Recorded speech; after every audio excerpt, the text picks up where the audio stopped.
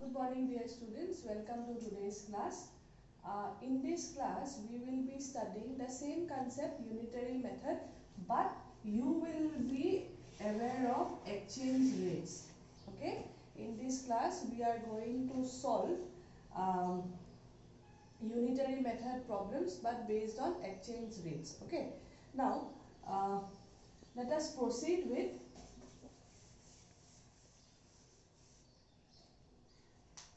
the example. Now, when I talk about exchange rates,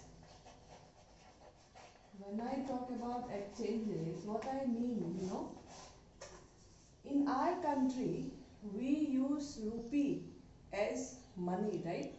In some countries, like in America, they use dollars. In China, they use yuan. Then, in different countries use different kinds of currencies, right?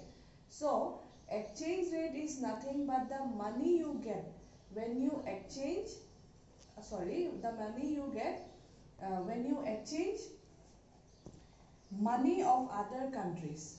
Okay, suppose what I'll tell you, suppose if I go to other abroad, suppose if I go to US, there I cannot use rupee, right? I have to convert all my money into dollars, because in that country only dollars will be used, not rupee. If I give them rupee, that is not going to be used. You have to convert all your monies to dollar. Now when you convert your money into dollar, you will get some amount, some exact exchange rate. That is also a kind of money only, but that particular amount is called exchange rate. For example, $1 was actually equals to 64 rupees. This I am talking in the year 2017. But now since it is 2019, it has increased to rupees 68. Correct? So now this is $1 value. That means our 68 rupees is US $1. Okay? Correct? Now the same thing I am going to solve it in terms of some example questions from your book. Now see here, page number 5, example number 7. Rita's aunt from US, now she belongs to US gifted her 15 US dollars. So Rita's aunt gave her how much? 15 US dollars. Rita used rupees 300 for her dress from that amount. That means out of 15 US dollars, she has used rupees 300. This is given in terms of Indian currency. How much money was left with her? Give your answer in rupees. They have asked us to give our answer in rupees. And they have given us one hint as 1 US dollar is equal to 64.14. See, I have told you in 2017 it was 64.14 was the difference. Okay. Now, what they have given you is $1 is equal to rupees 64.14. Correct? Now we have 15 US dollars. Therefore, 15 US dollars is nothing but rupees 64.14 into 15. Correct? Now if I multiply it, let's multiply. 20, 5 1s are 5, 6, 7, 20, 2, 5, 6 are 30. 1 4s are 4, 1 1s are 1, 1 4s are 4, 1 6s are 6. 0, 7, 11, 1, 2, 4, 9. So 2 front of 2. So my answer is rupees 942.10. Correct?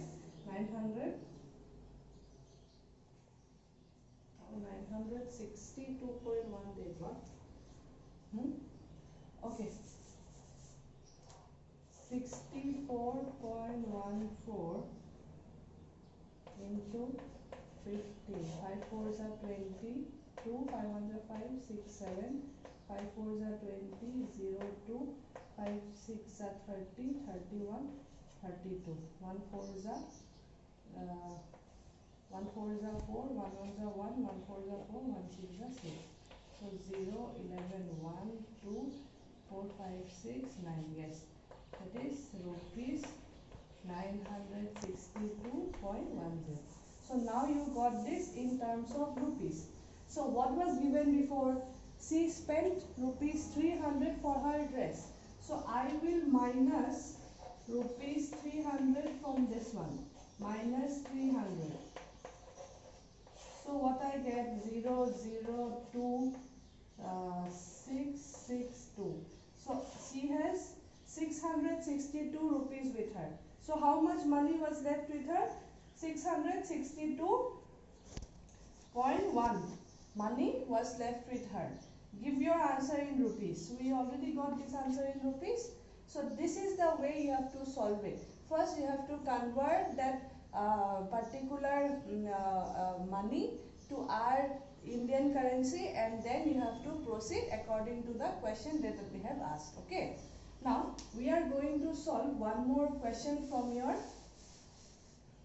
example. See, Ravi works for a Sri Lankan company for a salary of 1000 Sri Lankan rupees. This SL stands for Sri Lankan rupees. Suresh works for a company in China for a salary of 1200 yons. For China, people don't call it rupees, they call it yons. Who earns more in terms of Indian currency? Now, 1 SL, they have given 1 SL is equal to rupees 0.42. That means 1000 SL is how much? Rupees 0.42 into 1000. That will give you what? Rupees 420. Done. Now same thing. For Sri Lanka, China, it has given 1 yuan is equal to rupees 9.69. Okay. So how much he has got? 1200. 1200 yawns is equal to rupees 9.69 into 1200. So how much he has got? Rupees 11628.